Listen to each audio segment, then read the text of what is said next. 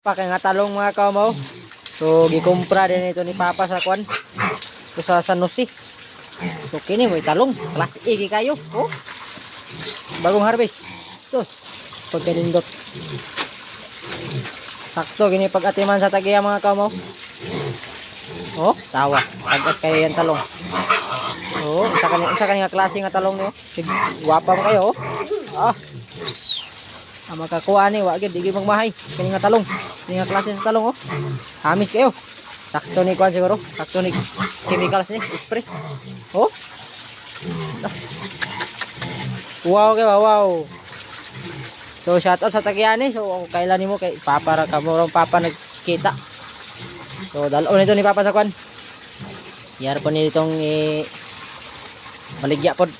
So, now, 50 kilos talong. Okay kayo.